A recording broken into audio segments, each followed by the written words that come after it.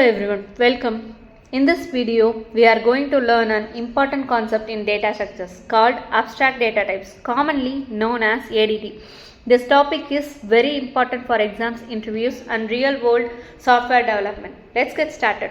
Abstract data types or ADTs provide a logical description of data. They focus on what operations are performed rather than how they are implemented. ADT separates the interface from the implementation, which helps in building modular and reusable software system. The next is introduction to ADT. An abstract data type defines a data type by its behavior, not by its internal structure. It specifies the operation that can be performed on data, but it does not reveal how the data is stored in memory. This approach improves clarity, flexibility, and software design. Definition of ADT. An ADT defined by two components. First, a set of values, and second, a set of operations that can be performed on those values. The internal representation is hidden. For example, in stack ADT, operations include push, pop and peek, but the internal storage is not specified. The next, characteristics of ADT.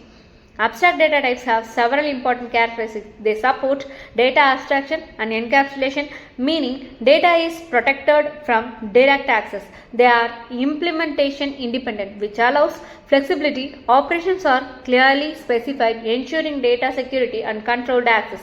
The next is ADT versus data structure. ADT and data structures are related but different concepts. An ADT defines what operations are allowed, while a data structure defines how the data is stored and implemented.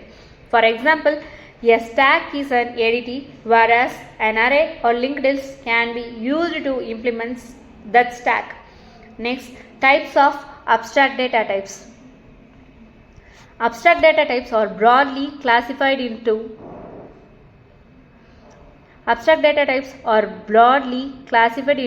two categories, and the one is primitive ADTs include integer, float, character, boolean. The next is non-primitive ADT includes stack, queue, list, set. The first one, stack ADT.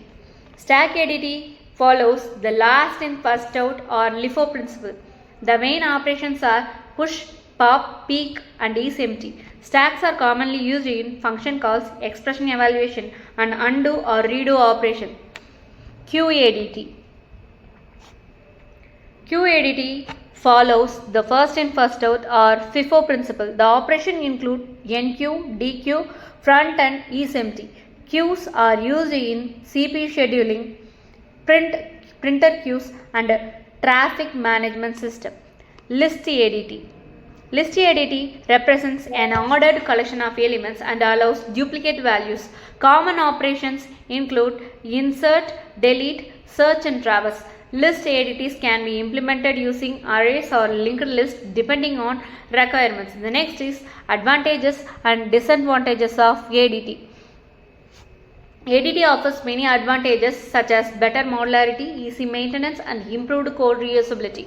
However, ADTs may introduce additional abstraction which can slightly affect performance in some cases. The next, applications of ADT. Abstract data type are widely used in software engineering, database systems, operating systems, compiler designs and artificial intelligence. They form the foundation of efficient and scalable system design. That brings us to the end of this video of an abstract data type. Feel free to drop your questions. Thank you for watching.